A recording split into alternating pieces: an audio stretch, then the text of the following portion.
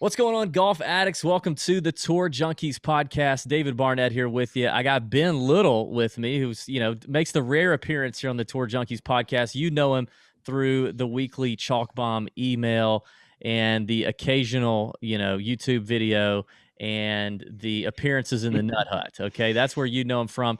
But we've got a great guest tonight. I'm excited to get into it. I think tonight's going to offer something a little different for the Tour Junkies listener and the Tour Junkies audience. So I think you're going to be really interested in what we're going to be talking about tonight. We are extremely, grateful and honored to have Mr. Joe Pompliano on the podcast tonight. He is the creator and founder of Huddle Up, which is a daily newsletter breaking down business and the money behind sports. He covers a lot of sports betting stuff and topics we're going to get into. Joe, thanks for joining the Tour Junkies podcast. We appreciate, having you on. Yeah. Well, first off, thanks for having me. Second off, I thought Ben was going to get a better intro than me, but you lived up to it there. I wasn't expecting well that. done, That David. good. Yeah. Actually, Ben gets a lot of shit from our listeners, if I'm honest. He gets a lot of shit. So I kind of have to prop him up a little bit, but also, kind of side with the listeners. Okay. So that's where that came from. But you're doing a lot of cool stuff over there on Huddle Up. You can check him out and subscribe at readhuddleup.com. We'll mention that again.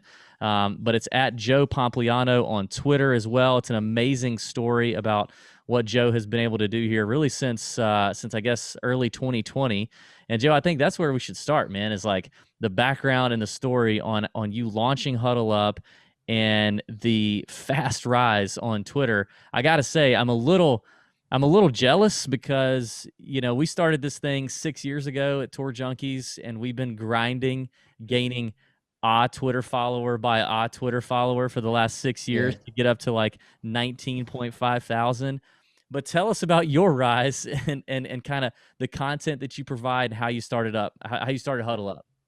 Yeah. I mean, I guess the 60-second kind of background is, so I grew up in North Carolina. I have four brothers. We played basically every sport you guys could imagine, right? Basketball, football, baseball, whatever it might be. So I was always kind of interested in the sports aspect of it. And then as I got older, I just got a natural affinity, I think, for the business side of it, right? You think you start kind of asking yourself questions about how are these guys getting paid so much? Why are the networks doing this? How is the NFL making so much money? Et cetera. And so I was at JP Morgan for a couple of years, 2 or 3 years. And when the pandemic hit, I really just sat back and I was like, wait, is this really what I want to be doing long term? Right. It's a great job. I think I was fortunate to have it and everything. But when I started thinking long term, it just wasn't something that I saw myself doing forever. So I looked at the sports business landscape and it was okay, there's some companies doing it good from a media and a publishing standpoint, digital media, but there's no one really doing it really well from a personality-based standpoint, right? So there's guys like Darren Rovell, who obviously have done it for a long time, and whether people love him or hate him, he's certainly relevant in that category. But from a younger demographic and a younger generation, there wasn't really anyone doing it well from a personality standpoint. So I don't know how many of your listeners know, but it sounds like you guys might know. My brother has a large audience online. So it was basically we thought together, all right, how can we leverage this audience? Use your distribution and start building up this, a Twitter account and the newsletter. So that's what we started doing. It was in July, I started the newsletter and I started tweeting. And really what it was more just me sharing articles at first, and then it started kind of me writing them. And then it started opinion pieces, but it's all sports business stuff, money and business behind sports. It ranges everything from the NFL, MLB, NBA, Formula One, golf, whatever sport it is, which is kind of a blessing and a curse because I'm know a little bit about everything, but probably not as much about one thing as I should. So it's certainly out of work and everything, but it's gone well. Yeah. So the newsletter is up kind of over 30,000 subscribers now, and the Twitter's up to 170. So it's gone well. That's a fast rise, man. Well, it's been fun to watch and follow you on Twitter. I look forward to your threads. You get into these kind of 4, 5, 6, or sometimes more tweets where you daily are telling telling a side to the sports industry that a lot of us don't get to see. It's really cool. So again, if people aren't following at Joe Pompliano, we'll throw up the name on the screen here. You can check that out. I know Ben is going to start off. We want to talk to you about, one article that you wrote about the Masters and things like that. But, we're based out of Augusta. I think I think Ben, you've got probably the most important question you could ask coming out of the Masters. Ben, I think you have Oh that. yeah. So anyone that has ever been to the Masters in person, you've got that historic drive down Washington, and there's a local business there, Hooters, that has Mr. John Daly there with his RV every single week. And I've always wanted someone to write a story on how many T-shirts John Daly sells out of the Hooters parking lot every year at the Masters. So full disclosure, I've never actually been to the Masters. Oh, we got to get here, man. We got to get. I know, dude. I would love to go. I just like none of my brothers. I mean, we golf a little now for sure, like recreationally, and I certainly watch the tournament and other tournaments every year. But like, it was just we never had tickets growing up, and I couldn't afford them or whatever it was. So like, I've certainly tried the lottery a couple of times, but I just haven't. It hasn't worked out. But I would love to go. I'm curious. Is he like just offloading tons of T-shirts every weekend? Like, oh yeah. Yeah, I mean, there's people lined up all day. I think he usually makes you pay $20 if you want something signed or you have to buy something from him. But I mean, there is people lined up in front of his RV sun up to sundown, Monday through Monday. So I've seen the videos of him like basically like barefoot outside of his RV signing stuff and like drinking beer, whatever it is, right? He's just doing smoking a heater stuff, and they go viral, whatever it is. But I guess I didn't realize like the scope of how many T-shirts he was selling. Oh, it's incredible. He's hawking T-shirts, he's hawking freaking head covers, and he's signing, bra straps. He's doing whatever he's got to do to make a little bit of money, and he's doing it all, all right there at the Hooters front door on Washington Road. It's a great time, and anybody who is leaving or entering the Masters and's got a little extra spare time, you're probably stopping by. It'd be really funny to actually be able to dig into the details of what's going on there with old JD. I was gonna say I should make it like a research trip or something, Yeah, fly down there, check it out, see if I can get some more details. It's work right off. Yeah, and then tail him to the closest casino to see how much he loses at the slots that night. I saw the last daily video I saw, which I was dying at, was he hit a hole-in-one at whatever, I think it was a tournament of some type. It was a couple months ago. And he was barefoot. Yep. And he was with all these guys. He started yelling, and then he turns around, he's got the cigarette in his mouth. I was dying. He's a character. It's classic. Yeah. As my dad always says, you can't hide class. Yeah. Well, so talk to us a little bit about the Masters article, because I mean, we want to get into some other stuff, but you did write. You wrote up on Huddle Up. You had an article a couple of weeks ago, maybe I think it was, or maybe I read it a couple of weeks ago, about the Masters in November and kind of some research you found there. Like, could you summarize that for our listeners, or maybe tease it for them and they can go back and look at it, or if there's anything that didn't make it in the article that you found interesting, share that with us. Yeah, no. So I have it up. I will run through it. Basically what it was coming up to it. Everyone wanted to know about the Masters, right? And I think everyone was curious about the finances of the Masters from the standpoint of it's very kind of like hush, hush and quiet, right? So they just don't, not a lot of it's revealed. They're certainly very quiet about it. And I think a lot of people realize that they can't, or they don't maximize the value that they could get from the tournament, right? So and a lot of that has to do with kind of them wanting to control everything that goes into the tournament, whether that's the everything from the camera angles to kind of where people are allowed to put sponsorships and everything else. So I did some research, and basically it was the last stuff that was easily found was from Golf Digest in 2015. And basically they got a breakdown of kind of the revenue as close as they could. And the tournament was made $115 million. And it was growing. Yeah. So that's obviously a lot. I think people like there's a bunch of different estimates of what they could make.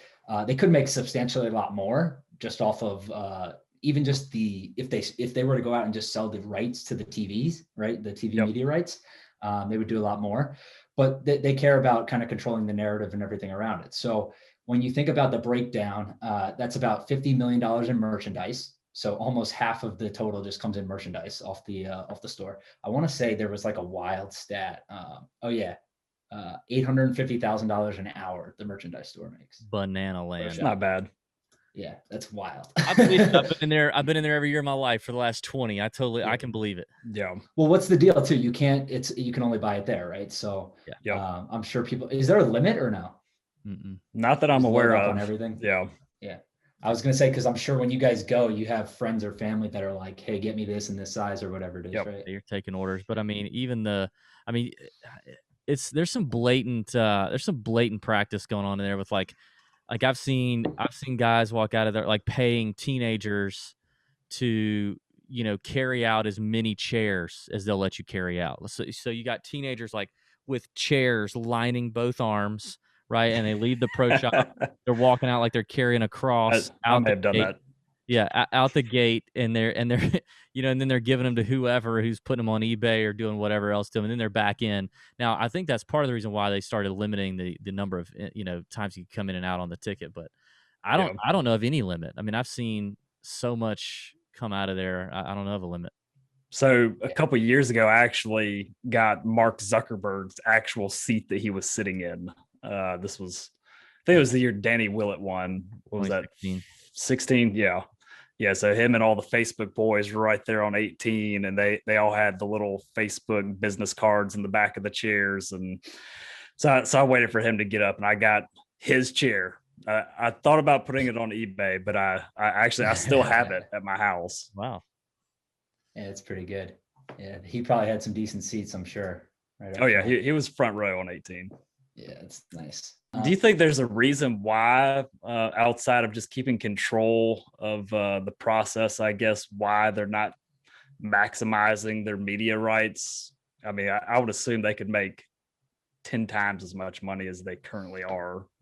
Yeah, I mean, I think that's the general premise of it, is that they don't want to lose control a lot of the tournament. So all the deals that they broker, I believe the CBS deal that they do is on a 1-year basis every year. So they basically redo the deal every single year, and it's always on the basis of them kind of being able to control everything. So that's everything from narrative, from commercials to commentators to right. A lot of this stuff doesn't necessarily change, but they're kind of in control. And then they do all the corporate sponsors too, right? So there's usually only 4 to 5 kind of big corporate sponsors that they okay. They tell them where the signage can go, if any, right? They do all that kind of stuff. And then on the international side, it's the same stuff with the media rights and whatever it is. I think they only made like $25 million on international media rights, which is like ridiculously low for a tournament of that nature. And it's really just because they want to control it all, right? And they don't want to, if you go out to the bidding. So if you look at the NFL, right, one of the reasons why they have so much money when it comes to the media rights, they just signed an 11-year or 9-year, really, like $105 billion deal. And really why that is because there's so many networks bidding, right? So every network is really just bidding on one of the assets, whether that's Monday Night Football, whether that's Sunday Football, Thursday Night Football, et cetera. But there's like 5 to 6 legacy networks bidding along with new digital bidders like Amazon. So when you really only limit that to one partner that you've worked with for 100 years, it's kind of like, hey, name your price and we'll do it. And then, you don't maximize the value. So I think they're fine with it, obviously, but they could obviously be making a lot more. God. I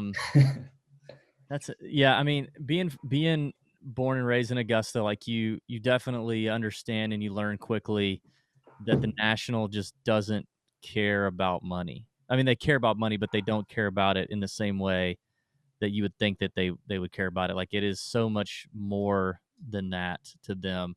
But even hearing that still just kind of, jars you a little bit. And what's up with the food there, right? The beers are like $4 and that's the best part. That's the import beer is $4. Oh, that's even cheaper. Yeah, that's the import. That's the green cups. The white cups are like $3. Yeah, man. You can pound away on the green cups for real cheap. It's amazing. I'll actually be out there. We're recording this on the Thursday before the women's amateur final. So I'll be out there on Saturday getting a little green cup disease in my hand, watching the ladies finish it up on Saturday. So, and what's the food of choice?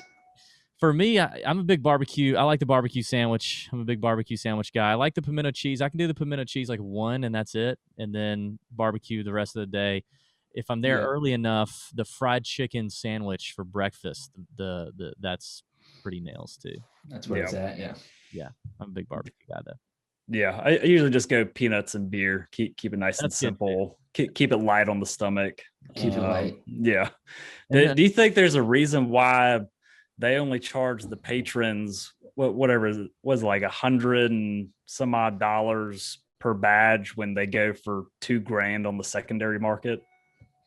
Yeah, I don't know. I mean, I think I have kind of how many they sell, right? Like, I mean, it's the same ththing with the food too, right? Like everything they do, basically, you could just be like, hey, look, they can make a lot more money than they do, whether it's the food or the tickets or whatever it might be. But I think these things will always sell for a premium, right? Like, I think, I have right here, they sell 150,000 badges Monday through Wednesday for practice rounds, $65 each. And then Thursday through Sunday, 40,000 at $325 each. So they really only make like slightly over 20 million bucks on actual tickets. Yeah. And then they have then they have the luxury box or whatever at 12 million too. So whatever, call it 30 million bucks on tickets. That's really not that much for an event that's, they're doing it for a week basically, when you count the practice and everything else like that. So you would expect more, but it's I trust to some degree that they know what they're doing from an exclusivity standpoint, because that's probably part of what's driving the demand, right? If you just start opening this up to everyone and you allow kind of the scarcity element of it to kind of disappear, then the tournament probably isn't as good as it is. But there's, that's probably a line that they could extend a little bit. Yeah. It always just, it's always so interesting to me because, they're so crazy and anal about who does and does not get badges. And like, if you don't act right in the tournament, you're banned for life, or, if you spit a sunflower seed in the wrong place, they'll ban you for life. And, like they're so controlling over that whole process, when there's a pretty good portion of the people that get badges year in and year out that never go, but they just know that they can sell it for 20x what they're paying for it. It's like, why would you not just cut the middleman out and keep the money? So how does that work? How does basically some people set up to get tickets regardless every single year? Mm-hmm. Yeah. So badge holders that are on that list, get them every year till they die. How do you get on that list? Well, you can't get on that list anymore. You got to be an old fart. I don't think that list has been open since the early 2000s, maybe the late 90s. My dad tells a story in the 90s when it was in the Augusta Chronicle that they were opening it up to get on the waiting list. He thought about it for a minute and then said, nah. So really? It just hasn't been, you haven't been able to get on it for a long time. Yeah. You know what tradition I always thought was awesome was the Champions Dinner. Mm-hmm. When I saw Tiger Woods' menu when he won it the first time or whatever it was, I think he did like milkshakes, chicken sandwiches and all that stuff. Mm-hmm. I thought that was awesome. Could you imagine these 40, 50, some of the guys, I guess they are 80 years old almost when he wins, right? And imagine Tiger Woods being like 19, 20 years old, telling him they need to eat milkshakes. Yeah.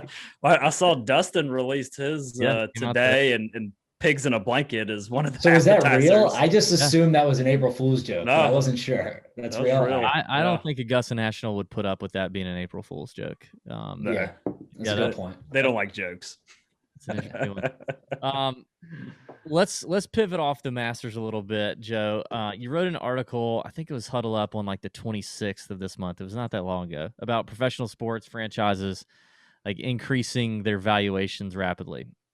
Yep. Do you see new opportunities for growth with like non-team sports, individual athletes like golfers monetizing their brand a little more and rights in new ways that may be similar to like these franchises are currently? Yeah. So the article you're referencing, so I just recently launched an ETF, a pro sports ETF. It's called MVP. And what it is it's the first ETF that allows retail investors to access kind of like the world of professional sports, whether that's teams and leagues, right? So if you think about, there's a bunch of publicly traded teams out there like Manchester United, Knicks, Rangers, Braves, whatever, right? There's a bunch of kind of publicly traded teams and leagues, Formula One, etc.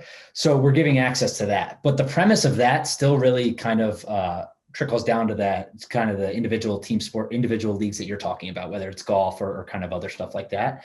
And really what it is the global sports industry is growing, right? So every year it's growing at like a compounded annual growth rate of 8%, I want to say. So it was like 427 billion in 2018. It's going to be 624 billion in 2023, they think. So it's continuing to grow. It's grown for hundreds of years, and it will it should continue to do that despite COVID-19. Secondly, Basically every single professional sports asset that you can think of, whether it's a team or a league, has shown to be a premium scarce asset that appreciates in value. And what I mean by that is, right, there's only one PGA Tour, there's only one NFL, there's only one New York Knicks, right? So when you think of just professional sports franchises, there's not a lot of them. And then on the league wise, it's the same thing. Everyone wants access to them. Demand is high, but supply is super low. So those will continue to appreciate over time. And then the other aspect of it is things like sports gambling, right? So when you think of sports betting, I want to say it's like less than maybe 25% or 29% of the US currently has access to mobile sports betting, which is, it's tiny, right? So it's like New York's looking to legalize it. Obviously, you would hope at some point, California, Florida, Texas, all the big major states look to do the same thing. But I saw a report the other day. I forget what investment bank said it. So I forgive me if I don't credit them correctly, but basically they were saying it's 25 or 29% now. And by 2025, they think it'll be 97% of the US will have access to it. So that's obviously massive, right? Yeah. I think the estimates for sports betting are kind of all over the map when it comes to kind of total market size and what it could be. Everyone kind of has their own. If you talk to someone who's like kind of a founder of a sports betting company, they say 50, 60, 70 billion. And if you talk to someone who is kind of like an analyst or someone who works on the market side of it, they say much less. But I think it's obviously an opportunity, not only for sports betting companies, but teams and leagues to kind of capitalize on. And when that comes to, individual teams and assets like the Knicks, they just combined two of their entities, kind of their TV network and the actual team, to be able to create additional revenue streams for sports betting. But then when you think of golf and other sports like that, they're certainly going to try to capture some of that market share and some of that revenue also off of kind of whether it's brokering deals with specific operators to be official betting partners, or whether it's kind of taking a share of the revenue, whatever it might be. I think that's probably like one of the main drivers. Okay, so do you think with that expansion of the legal sports betting stuff, so golf is like, golf is it's this sport that to me feels like it's just barely on the outside of breaking through to be like one of the major the major contenders, major sports in the US. Like for me personally, I'm like, I can see obviously the NFL, I can see the NBA's massive popularity. Yeah. I think people that watch baseball are insane. So I don't understand. I don't understand how someone who likes to bet on sports. Here's a side note for you. Let me pull it up real quick because I don't want to butcher it. But I had a stat in today's newsletter that I got a lot of feedback on. People just like couldn't believe it. Here it is. NFL and MLB games, they last more than 3 hours on average. Yeah, yet they have just 11 and 18 minutes of live action. So more than 90% of the time, you're not even watching someone. And it's funny because I want to get to that the reason or the brand that you referenced in that article here in a little bit, but go ahead. All right. No, I was just going to say it's funny because they're thought of as like two completely different sports too, right? Like baseball's old and boring, football's like super actionable and fast paced, but in reality, they're very similar in like the time spent doing things. But yeah, I mean, the MLB just like hasn't really evolved to the degree that other leagues have. And their average fan, I want to say, is like 60 years old now. So it's kind of like, they need to change that quick. So, and then you've got golf that in the middle of a tournament is constant action. So like there's so much opportunity for live betting in golf. That's what I was going to say. How has live betting gone with golf so far? I mean, to me, I think it's still, it's being developed. Yeah, it's being worked on. I think there's a whole lot of places, I think there's a whole lot of places you can go with it that I'm sure some of these operators are testing and feeling out. I haven't really seen a lot of it yet.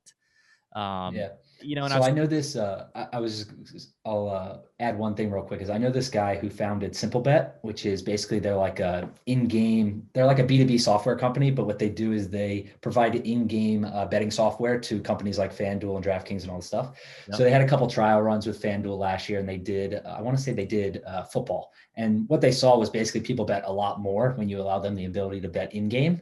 So they're basically betting on everything you can imagine in a football game. Whether it's going to be a first down, whether they're going to run or pass, whatever. Mm-hmm. So the trick is with a lot of sports, there's a 7-second lag in between live television and when you see it on your TV, right? So even though they just can't compress it much more than that right now.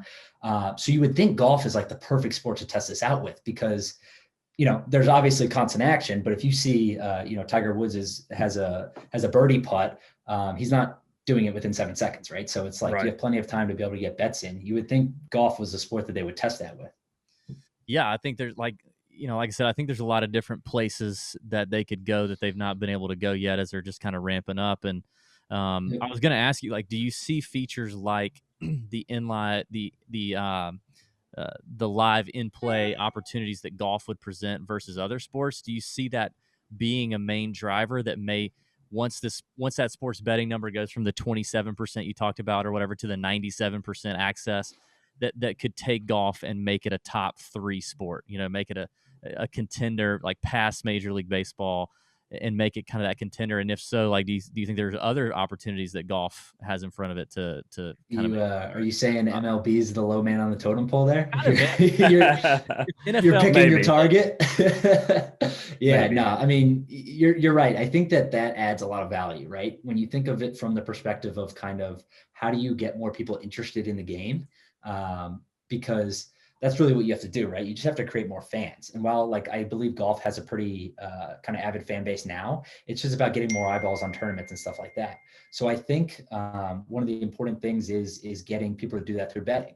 And if you think about it from live in-game betting, golf's one of those sports that provide a great opportunity to do that as compared to the NBA, right? The NBA there's almost little to no opportunity to do in-game betting just due to the time differences, it's constant action, all that kind of stuff. Yep. And other sports too, hockey's hard and stuff like that.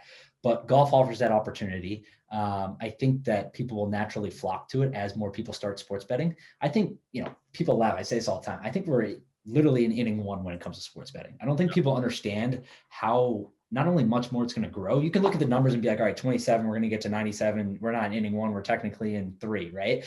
Whatever you want to call it. But when I say inning 1, I mean just from the quantity and the amount that people are going to be betting. I don't think we're even close to it yet. I think when more sports and the infrastructure improves, we're going to see a lot more. I think we're seeing kind of not only capital being poured in, but intellectual capital, right? So there's a lot of people putting money into the space. A lot of venture capital funds have invested in different companies looking to accelerate the progress of the space. So I think it's just a matter of time of like, how can we expand this? And then what sports are going to take advantage of it? And I think golf's probably one of those sports that is going to try to do that. Yeah, one of my golden ticket ideas is so penny slots are like the main money maker for casinos. Like they make way more than all the table games and all that stuff. So if we can somehow come up with a penny slots idea for betting on golf, like you can bet a penny if this guy sticks this 170-yard approach shot to within 3 feet, you win $500 or something like that. Yeah, well, I want to say, I forget the stats when the Simple Bet guy showed them to me, and I don't want to quote them wrong, but I feel like it was something crazy. It was like the average person was betting like 50 times a game, basically, like just absurd numbers. That's crazy. And it's obviously not $100 a bet or $200 a bet. It's like, $1, $2, $5, $10. Mm-hmm. But it's still absurd, right? If you're getting someone to do that quantity, that's like a full-on addiction, right? Like if you're betting 50 times in one single football game, you got someone hooked, right? It's absolutely. And the biggest potential is there for golf too, because the range of outcomes is so great. You've got, sometimes you've got like 2-3 minutes between shots, if not more. I mean, sometimes it's 10 minutes on the PGA Tour if they're waiting on JB Holmes and the group in front of them. I mean, it's that there's just so much opportunity there that I really haven't seen anyone that's had like a really interesting idea or something like, that really makes sense, or that there's a lot of money to be made right there. So that's your golden ticket idea to work on for us. So if we come up with that here, we just won't publish this part, and there you go. Knows. Something hits, the light bulb goes off. Exactly. We'll all get in on that. Yeah, and like when we're at the Masters, you like, I'm pretty sure David's favorite spot is mine too. Is off 16, because you can see the approach shots from 15 coming in. You can see all of 16. You can see what's that other par 3, 5 or 6 right to the left, and then you can see the tee shot on 17, all from the same seat. And so you can be betting on the approach shots for the guys coming down 15. You can be betting closest to the hole on 16. You can be betting closest to the hole on 6. and you know, like that's just in, you know, live and real time, just between friends. So like, imagine what you could do with the huge network, and you know, I mean, well, you're there's a lot of starting to cool. see that they're just the main key is reducing friction, right? So Yeah. when you think about it, of just like making it easier for people to do it, DraftKings, I think it was, just launched a deal with DirecTV, and everyone laughs, DirecTV, whatever. It's really not that big of a player, but they're literally going to allow you to look up bets and type them in your TV, right? So you're going to literally be able to watch the game on one side and put the bets on the other side. I think you still have to confirm through your phone, but I imagine it's only a matter of time before that kind of goes away also. And really that's what it is, right? It's just like, how can we reduce friction and allow people to bet as much and as often as we can? Oh yeah, absolutely. I guess talk to us about Buzzer, because David had shared with me the post you just did on it, and I guess specifically what's their deal with the PGA Tour, and how do you think it's going to work with golf in general? Oh yeah, Buzzer. So I wrote about them today. I know their founder is Bo Han. So he used to run kind of live sports negotiations at Twitter. So when you think about Twitter, I'm sure people have seen in the past, they used to do these live NFL games, right? You could watch them on Twitter on their platform. He used to negotiate these rights. He basically saw an opportunity where he thought the sports media ecosystem was like super fragmented. Right. So there's like an older generation that loves to watch games on TV. They still do it all the time. They prefer to sit down and they're going to watch a 3-hour game. The younger generation is on platforms like Overtime and House of Highlights, and they're watching kind of short little 30 second to 60 second highlight style clips, right? They're just not watching the full games. And we've seen it with obviously cord cutting has taken out millions and millions of TVs. We've seen it with ratings. They've declined the last 1 to 2 years, basically in almost all sports. And I don't necessarily think that's a terrible sign, but his whole idea is, right, like, let's create an avenue where we can sit in between. So I'll get to the PGA Tour in a second, but just so we understand the model, basically is what they do is they sub-license the rights from TV networks. So with the, I forget who owns which one, but basically what they'll do is they'll go to Disney and they'll say, hey, you own the NHL highlights. We'll sub-license them for you. You already paid the NHL. We'll get them from you guys directly. And what we'll do is we'll give live game look-ins. So what you do is one of you guys sign up for the app. You basically say, hey, my favorite team is the New York Yankees or the New York Giants. They'll send you a notification when the Giants are down by 3 with 2 minutes to go and they have the ball. And they'll say, hey, look, the Giants are down by 3 with 2 minutes to go and they have the ball. Do you want to tune in? And you can swipe right to tune in, and you either pay a 90-second or a 99-cent micro transaction to watch those 2 minutes, or you can log in through your existing provider. So if it's on Fox and you already have Fox, you log in with your username and password and you can get it, right? So their whole thing is like, how can we leverage data and send personalized notifications and tell you guys like not only the most important moments you want to watch, but cater them to your specific preferences of your teams and your style. And get more people to watch these highlights. So what they did with the PGA Tour is they got the license for it. So they got NHL and the PGA Tour. I want to say what they're going to be allowed to do with the PGA Tour is they have like a specific number of tournaments they'll be able to show. Let me see real quick. Man, I see this, like, while you're looking that up, I can see this turning into, you know, like we track Shot Link and Shot Tracker constantly during a tournament. You know, it's notifying you, hey, Aaron Wise has a 4-foot birdie putt that he's probably going to miss. Take a look. Yeah, so pay this 99 cents to send yourself off a freaking bridge because you're sick of Aaron Wise. Anyway, it's close to home. So this one's actually not probably as great for the PGA Tour. For the NHL game, they're allowed to do 2 minutes per period of every game. They're allowed to send to users. So it's 20 minutes, right? You get 2 minutes that you're allowed to see each period. And that can be catered around anything, right? It can be around the last 2 minutes. It can be around a power play, whatever it might be, right? They get to pick and choose when they want to send it. But for golf, their deal allows Buzzer to sell each user 5-minute snippets of its golf tournaments a day. So you only get 5 minutes. That's probably not enough, right? It may be enough. I mean, there's plenty of tournaments. I mean, unless it's a major, like I'm not watching from Thursday to Sunday, but that would be great. Like if I'm, you know, doing something on Sunday and one of my fantasy players is like coming down the stretch and is making a run and I'm just not paying attention, that would be great to be able to get a notification. And then I would absolutely tune in. Yeah. I also think tournament or 5 minutes around. 5 minutes around. Okay. That's not terrible.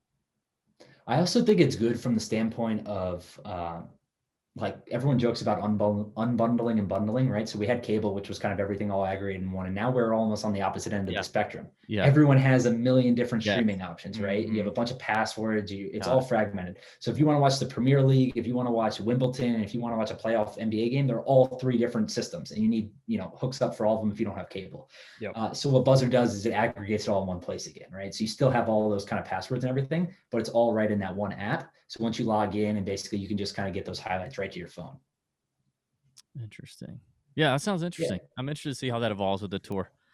Yeah, I think it's a good concept, and golf's probably a good sport to start with, right? Because their fans are, it's a good way to attract fans to the sport, I think. Yeah.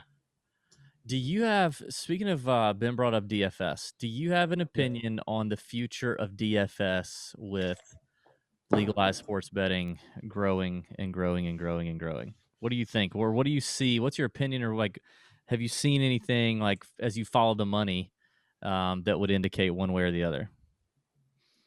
I don't have a real strong opinion, to be honest. I mean, I think it's all a net positive, right? I don't know. I mean, I'm curious to hear what you guys think. I don't think that moving people towards like traditional sports gambling on over-unders and totals and stuff like that, I don't think that it's a negative towards kind of DFS. I think that it's like a whatever, rising tide brings all ships, or whatever the saying is. But I think it's a good thing. I think overall, like the more people you get engaged in that ecosystem of sports betting, whether it's free or not, or for money, I think is good. I don't know. I'm curious to hear what you guys think. Yeah, I agree. I think that's why the NFL has just been such a monster the last 10 years, is just purely because of fantasy football. I have friends now that don't ever even watch an NFL game, but they have 5 fantasy leagues. And now they're interested. Massive. Yeah, now they're interested in the NFL because of fantasy, and then that kind of naturally segues into DFS. And so, I think there's still a whole lot of untapped potential there, especially for golf, because I think golf is actually the best DFS sport, and is certainly the best sweat. But as far as like season-long golf leagues and one and dones, I think we could probably. I've never done one. How does a fantasy league work for golf right now? Is it season long, or it's like a specified time period? So I've never even played in a season long golf. Like I know Dave and I both playing one and dones, where you pick one golfer each week, and then once you've used them, you can't play them again the rest of the year. And then you just you try to get them to win as much prize money as possible throughout the year. But that's probably the more popular like season long format. I've seen other versions of it, but there's not a lot of that out there. The PGA Tour used to have one on their app, and it was terrible. Nobody really did anything with it. So I think golf is best done weekly, like week to week. I mean, the value in each tournament changes every week. When you look at a field like the Valero this week when we're recording, which is pretty garbage and no one's real excited about it, and all everybody can think about is the Masters. So if you're playing in a season-long event, it's just tough. Like there's weeks where you just can't really get jazzed up about doing your research and putting in a lineup, right? So that's where DFS gives you the advantage to kind of sit one out, or lessen the bankroll, or lessen the exposure a little bit that week. So I think that's where it's at. And the golf DFS sweat is fantastic. You get more bang for your buck than a lot of other sports, all other sports really, because the golf tournament can stretch out over 4 days, and it's a fun sweat. So, I think it's a good thing. I think it'll be interesting to see. Like I got into the NFL because of fantasy. I was strictly a college guy, and I got into the NFL only because of fantasy football season long. But also at the same time, like there was not the option in 2007 for me to bet on a game in a traditional format either. So like once that happens, and 97% of the people in this country could do it that way, are they going to enter the space through fantasy football or fantasy golf? It's like the kiddie pool, right?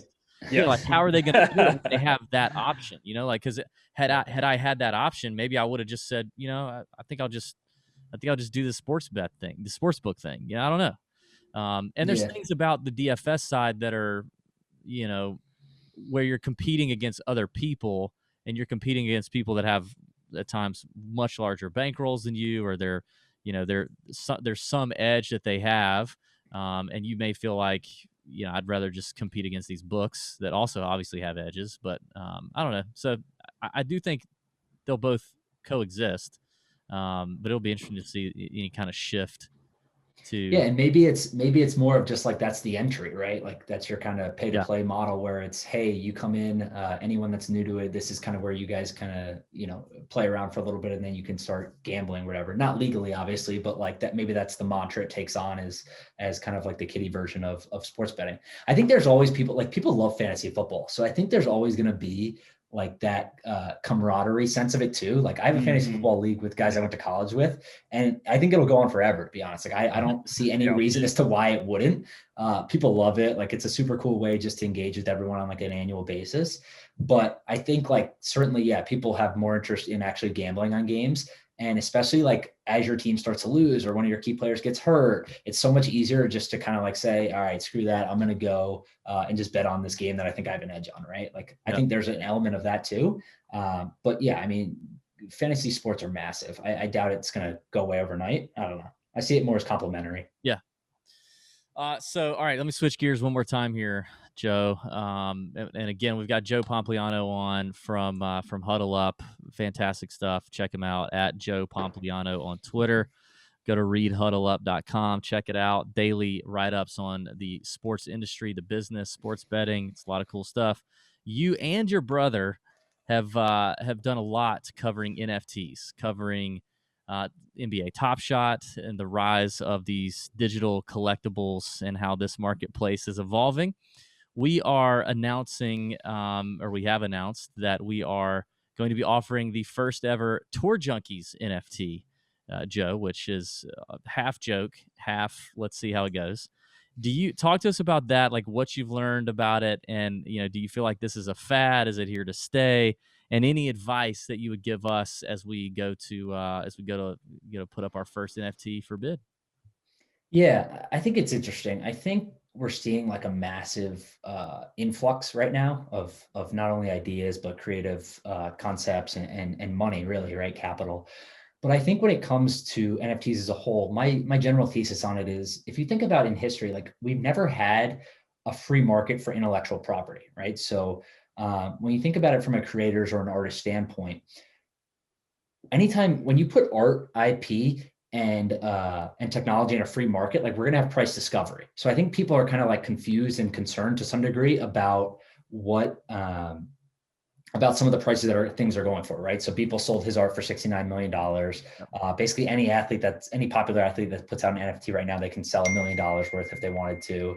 But I think that's what we're seeing is like, there was never a price on this before. So maybe that's the price, maybe it isn't. I think we'll figure that out over time. But my general thought on the NFT marketplace is, I think it's here to stay, one. And then two, I think people underestimate the ability or the concept behind recurring revenue and a royalty stream, right? So one of the cool things about NFTs is that you can determine a royalty stream. So in history, right, whenever you sold a piece of art or whatever it might be, you get the primary market sale, and that's the only money you get. Now, if you sell it, anyone who sells it thereafter, you can get 5, 10, 15, whatever percentage you want really on the back end of it, and keep collecting money. Mark Cuban says that he wants to do that with Dallas Mavericks tickets, right? To circumvent the secondary market where people are selling on other platforms or selling illegally. So I think there's going to be a lot of innovation in it. And I go back to what I said previously, like there's a bunch of intellectual capital flowing into the space. And when that kind of stuff happens, you don't want to bet against it, right? I think that it's wrong to say that it's not going to work just from a standpoint of like being stubborn. And I think a lot of people are probably just intellectually lazy about it. Like don't want to learn what it is, don't care. They think it's a fad. They're like, I could screenshot this, right? One of the funniest things I see online is literally every day I get it in my mentions. One guy will say, I can screenshot that. And the second guy will come in and he'll say, I can screenshot the Mona Lisa. Doesn't mean I own it, right? And literally it's like 1, 2, every single day I get it, like literally every day. So it's certainly funny. And it's like an ongoing topic and argument, but I think it's just new, right? Like I believe kind of wholeheartedly that we're going to live in a much more digital world in the future. And whether that's money, whether that's art, etc., I think NFTs will probably play a large part in that. So with our first one, do we do a 1 of 1, Joe, or do we do a little extended release here? So, there's no real like perfect answer. I think I've seen one of the models that I think is a perfect answer, Joe. I know you're looking for the golden ticket right now. We'll talk offline. I think one of the strategies I've seen that's worked and that's been cool is kind of doing multiple items and selling them super cheap, right? So kind of like 0.01 ETH or like $18, $20, whatever the price comes out to at a certain time. And then doing like a one-of-one auction, right? So you give easier access to a bunch of people, and a bunch, I mean like, you do 10, 15, 20 of them max. And then you do like a one-of-one drop and that, or auction. And then you auction that item off for as much as you can. And I've seen that model work pretty well. I think it's tough. Like you have to create some kind of, obviously you need demand and you need it to outpace kind of the supply that you guys have available. So one-of-ones help with that.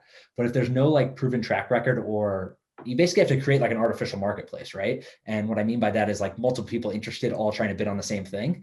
And it's tough to do with just like your first item as a one-of-one. I think you kind of need to do like a couple items, but who knows, man? It's NFTs, anything. I saw a kid, I don't know if you guys know him, Jack Butcher. I just know him through online stuff, but he has an ad agency called Visualize Value. He created an NFT the other day. This kid's an artist. He's a good artist, but he was literally just doing like visual art online on Twitter. He sold an NFT, I want to say for like $30,000 the other day. And I was like, it was like his first or second one. So it's just shit like that where you're like, anything can happen, right? And you call people crazy until it works. And we're seeing like for as many people as the joke in the NFT world right now to some degree is it's all the celebrities getting rich, right? Because celebrities come in and they just do these drops and they make $1 million and then they leave, and some put it to charity, some don't, and it's kind of just like using their distribution to drive up prices. But there's a bunch of small artists that are making a lot of money doing this. And whether it's $1,000, $2,000, $10,000, whatever, right? Like it's a significant amount of money for individual creators and individual artists. Yeah, it's crazy. Like I can't remember where I read this article. I mean, it was kind of what you do, but it was on the business of this website that I have never visited and never used, but it's I'm sure you've heard of OnlyFans. Yeah. Yeah. So apparently there's some lovely young ladies on there that have just made millions and millions and millions of dollars in the last 12 months, and that's kind of like an NFT in a way.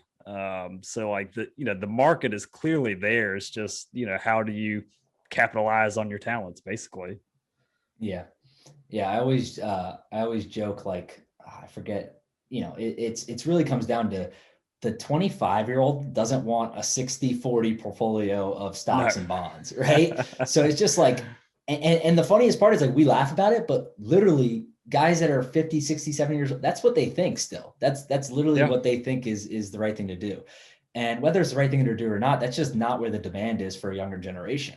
They want Top Shot, they want NFTs, they want crypto, they want interesting, they want memorabilia, sports cards, right? Like stuff like that, I think is where all the interest lies. So now it's just about building out, like, you're going to see a bunch of money flow into the NFT space. We already are, right? We're seeing it flow into this trading card space. Now it's just building out these ancillary services that make it a real market. Yeah. Joe, I can't wait till you credit Tour Junkies on your Huddle Up article when you do the research on the middle-aged mom thoughts on OnlyFans raking in the cash for showing their TNA all over. Oh man, it really was an interesting article, even though it's kind of raunchy. Yeah, it is interesting. All right, well, with that, man, tell us what's up next, man. What's up next for Huddle Up and that brand, and are you gonna stay on Substack forever? You see yourself launching anything new anytime soon? Like, tell us what's coming up next. Yeah, I'm gonna stay on Substack for now. I think I think they're probably frustrated to some degree that I run ads and not subscription based, because that's how they get paid. But no, they're great guys. They do a lot of good stuff kind of behind the scenes that people don't realize, and just helping out individual people on the platform. So I'm super thankful for that kind of stuff. But yeah, on like the what's next front, there's a bunch of things. I think a podcast could certainly come up. I think I want to start telling kind of some of the stories that I've done through threads in video format. I've gotten feedback that could be super compelling for a lot of people, kind of just quick two 2.5 minute clips. Obviously we launched the ETF, so there's a lot of work that goes into that stuff, but that's the fun part, right? Is like being on this thing solo is kind of the world. You can do whatever you want, right? There's no one to kind of bounce things off of or get approval from. So the ETF thing was like, it was obviously a process to put together, but the approval and everything kind of moved quickly, and we had that thing launched in weeks, right? So stuff like that comes up constantly, and it's just kind of figuring out which ideas make sense and where we can use the audience to kind of drive value, but nothing kind of imminent to announce. Okay. All right. Well, once again, we appreciate you coming on the Tour Junkies podcast, Joe, and everybody needs to go subscribe at readhuddleup.com, get that daily email hitter in your inbox, and follow Joe at Joe Pompliano on Twitter. And look, the daily threads are really fun, and just the account in general. I mean, that's why it's grown so rapidly. There's a lot of value that you provide on Twitter. It's a lot of fun. And with all posting a bunch of dumb shit on there. Don't be tricking people. I was just about to say, with all the shit that's on Twitter, like you're just not that, okay? Like put something in your timeline that's got a little bit of value and it's a little bit, it's interesting. You can learn a little something. It doesn't trigger you. It's just people get triggered on everything. It's impossible. That's true. It is Twitter. Yeah. Our listeners are more rational. They're not gonna get triggered over that. They like golf. You guys are talking like cool stuff. I'm talking like numbers, and people start picking freaking issues with everything. Yeah, I will say Ben does trigger a lot of our audience. So, yeah. So some of it is on purpose, some of it is not. But they're all sensitive sometimes. Thank you, Joe. We appreciate you coming on, man. We'd whenever the next thing you touch turns to gold, we'd love to have you back on and see what's going on. Yeah, thanks, guys. Had a good time.